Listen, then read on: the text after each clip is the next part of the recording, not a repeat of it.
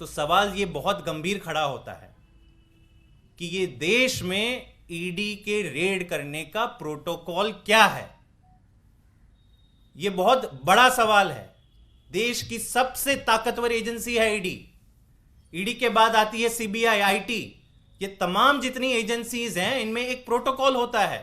जब आप किसी के घर रेड करने जाते हो तो एक फाइल बनती है, इसमें लिखा जाता है कि इंटेलिजेंस क्या मिली, हमें कहां से मिली, क्यों हमें इस पे रेड करना चाहिए। उच्च अधिकारी फिर उस फाइल पे अपनी दस्तखत करते हैं, पूरी प्लानिंग होती है और फिर रेड होती है।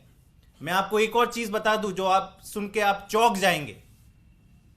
ईडी की प्लानिंग इस हिसाब थी कि सुबह जब वो रेड करने गए विभव कुमार जी के घर पे तो पता चला वो तो उनका घर ही नहीं है, पुराने घर पे चले गए।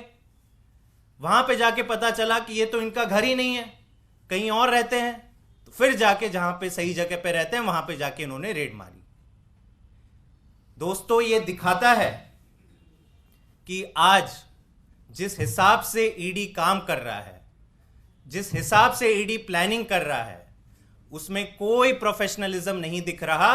केवल और केवल अपने राजनीतिक आकाओं के दिशा निर्देश के ऊपर ईडी ये तय कर रहा है कि आज किस विपक्षी नेता को उठाना है, आज किस विपक्षी नेता के ऊपर रेड करनी है। और ये केवल ईडी का मैटर नहीं है। आप ये सोच लीजिए कि ईडी ये क्यों कर रहा है। ईडी इसीलिए कर रहा है क्योंकि सुबह से शाम तक मीडिया दिखाता रहे कि देखो आम आदमी पार्टी के नेताओं के ऊपर रेड जारी है, 10 घंटे बीत गए, 14 घंटे बीत गए, 18 घंटे बीत गए। केवल और केवल मीडिया में एक सेंसेशन खड़ा करना है। ये तो ईडी की बात हो गई।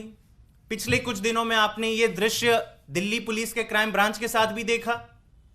दिल्ली पुलिस के क्राइम ब्रांच के दर्जनों सीनियर अफसर, एसीपी लेवल के अफसर पहुंच जाते हैं मुख्यमंत्री आवास पर और 5 घंटे मुख्यमंत्री आवास पर खड़े रहते हैं, मीडिया को लेके जाते हैं और जिद पे अड़ जाते हैं कि जब तक हम मुख्यमंत्री जी को हाथ में एक नोटिस नहीं थमाएंगे हम यहां से नहीं जाएंगे। किसने अधिकार दिया आपको?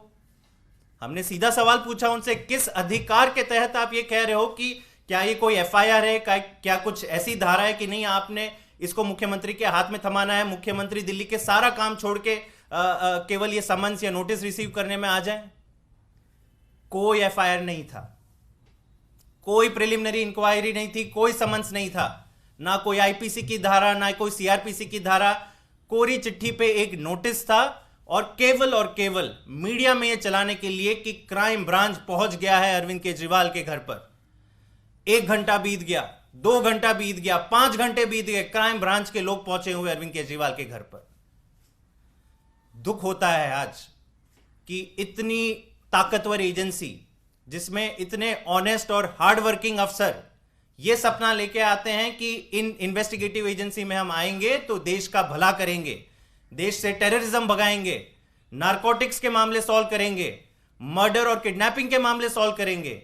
आज भाजपा ने इन एजेंसियों का यह हाल बना रखा है कि सुबह से शाम केवल कैसे प्राइम टाइम हम इकट्ठा करें और राजनीतिक विपक्षों को कैसे उनकी छवि खराब करें, उसी के लिए इस्तेमाल किया जा रहा है। ये बड़े दुख की बात है।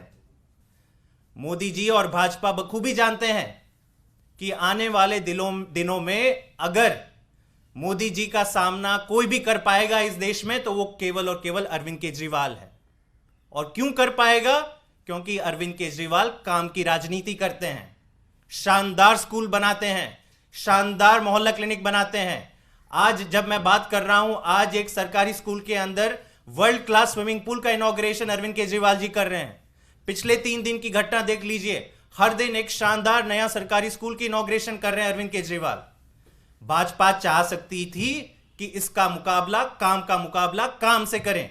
अगर हम शानदार वर्ल्ड क्लास सरकारी स्कूल बना रहे हैं तो बनाइए आप अपने राज्यों में शानदार सरकारी स्कूल। वो आप नहीं बना सकते। आपकी ताकत नहीं है कि अरविंद केजरीवाल के काम का जवाब आप काम से दे सको, और इसलिए आप चाहते हो कि अरविंद केजरीवाल का चैप्टर क्लोज करो, अरविंद केजरीवाल को खत्म करो, और इसी के लिए ये सारे एजेंसियों का षड्यंत्र रचा जा रहा है। हमसे जुड़े रहने के लिए हमारे YouTube चैनल को सब्सक्राइब करें और नई वीडियो की नोटिफिकेशन के लिए बेल आइकॉन को दबाएं।